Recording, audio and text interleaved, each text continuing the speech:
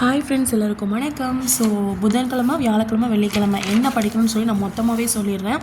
ஏன்னா ஒருத்தவங்க வந்து சொல்லியிருந்தாங்க, நான் மொபைல் வந்து எங்கள் மம்மி எடுத்துகிட்டு போயிடுவாங்க, ஸோ மொபைல் வந்து எனக்கு இருக்காது, ஸோ அதனால் நீங்கள் முன்னாடியே சொல்லிடுங்க அப்படின்னாங்க. ஸோ அதனால் 3 நாளைக்கு நான் சேர்த்தே சொல்லிடுறேன், ஓகேங்களா. ஸோ நான் வந்து ஒவ்வொரு நாளைக்கு ஒன்று ஒன்றா போட்டுட்டேன்னா பட் அது உங்களுக்கு வந்து கஷ்டமாக இருக்கும்ல, ஸோ அதனால் நான் போடுறேன். எனக்கு உடம்பு சரியானது ஒரே காரணத்துக்காக தான் என்னால் டைமிங் கரெக்டாக போட முடியல. ஸோ அதனால் ஓகேங்களா, நான் இப்போ ஸ்டார்ட் பண்ணிடுறேன். ஸோ வந்து நம்ம என்ன பிளான் போட்டிருந்தோம், அதாவது நம்ம இந்த மாதமும், அதாவது செப்டம்பர் மாதமும் அக்டோபர் மாதமும் யூனிட் 7, ஓகேங்களா. ஸோ யூனிட் 7ம் யூனிட் 6ம் முடிக்கணும் அப்படின்னு சொல்லி போயிட்டுருந்தோம். ஸோ டெய்லி வந்து உங்களுக்கு வந்து ஒரு அதிகாரம் வந்து கொடுக்கணும் அப்படின்னு சொல்லியிருந்தேன். ஸோ அது மாதிரி இன்றைக்கி வந்து யூனிட் 7ல் பார்த்திங்கன்னா திராவிட மொழிகள் தொடர்பான செய்திகள், ஓகேங்களா. ஸோ அதுக்கப்புறம் என்னது அப்படின்னா அதாவது திருக்குறளில் அதிகாரம் வந்து ஊக்கமுடைமை, ஓகேங்களா. ஸோ மேக்ஸில் வந்து டைம் அண்ட் ஒர்க்கு பார்த்துருங்க, ஓகேங்களா. ஜிஎஸ்ல பார்த்தீங்க அப்படின்னா 11th ஸ்டாண்டர்டில் இருக்கக்கூடிய பண்டைய இந்தியா தொடக்கம் முதல் சிந்து நாகரிகம் வரை, இதில் வந்து சிந்து சமவெளி நாகரிகம் அதுலேருந்து நீங்கள் படித்தாலே போதும், ஓகேங்களா. புக்கு ஃபுல்லாத்தையும் படிக்க வேண்டாம், ஓகேங்களா. ஸோ இந்த சிந்து சமவெளி நாகரிகம் சிலபஸ் ஓரியன்டாக என்ன இருக்கோ அதை மட்டும் நீங்கள் படித்தா போதும். சிந்து சமவெளி நாகரிகம் சொல்லியிருக்கோம், ஓகேங்களா, அதை மட்டும் படித்தா போதும். ஸோ நெக்ஸ்ட்டு வந்து பார்த்திங்க அப்படின்னா தேர்ஸ்டே, ஓகேங்களா. ஸோ இதுக்கு முன்னாடி உங்களுக்கு வந்து மண்டேயில் பார்த்திங்கன்னா திருக்குறள் தொடர்பான செய்திகள், ஒழுக்கமுடைமை. அதுக்கப்புறம் இங்கே பார்த்திங்கன்னா தமிழின் தொன்மை, சிறப்பு, பொறையுடைமை. ஸோ அடுத்து வந்து புதன்கிழமை இன்றைக்கி வந்து திராவிட மொழிகள் தொடர்பான செய்திகள், ஊக்கமுடைமை, ஓகேங்களா.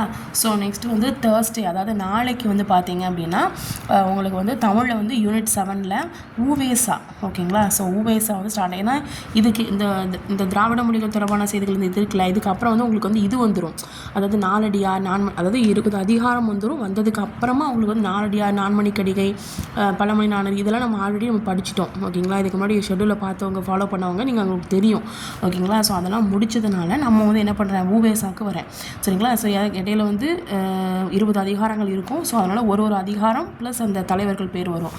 ஸோ அப்போ ஊவேசாவும் விருந்தோம்பல் அதிகாரமும். ஸோ மேக்ஸில் டைம் அண்ட் ஒர்க்கு, ஓகேங்களா. ஸோ நெக்ஸ்ட்டு வந்து பார்த்திங்க அப்படின்னா ஹிஸ்ட்ரியில் வந்து 11th எத்திக்ஸில் இருக்கக்கூடிய சிந்து சமவெளி நாகரிகம். இது வந்து எப்படின்னா ஹிஸ்ட்ரியில் வந்து உங்களுக்கு மேலே வந்து ஃபஸ்ட்டு சிந்து சமவெளி நாகரிகம் அந்த தொடர்பாக இருக்கும்ல, ஸோ அந்த இது சம்மந்தப்பட்ட லெசன் தான் நம்ம ஃபஸ்ட்டு பார்க்குறோம், ஓகேங்களா. ஓகே, ஸோ நெக்ஸ்ட்டு வந்து இப்போ புக் வைஸ் நம்ம போயிருக்கலாம். புக் வைஸ் போனால் நம்ம வேறு இது படித்த மாதிரியே இருக்கும். இது சிலபஸ் ஓரியன்டாக போனீங்க அப்படின்னா இப்போ சிந்து சமவெளி அப்படின்னா அதை பற்றி டீட்டெயில்ஸ் வந்து வரிசையாக நீங்கள் எழுதியிருப்பீங்க. ஸோ இப்போ வந்து எங்கேயாவது மிஸ் பண்ணியிருந்தீங்கன்னா அந்த இடத்துல போய் நீங்கள் நோட்ஸ் எழுதி வச்சிட்டிங்க அப்படின்னா உங்களுக்கு நல்லா ஈஸியாக இருக்கும், பின்னாடி ரிவைஸ் பண்ணுறதுக்கு ஈஸியாக இருக்கும், ஓகேங்களா.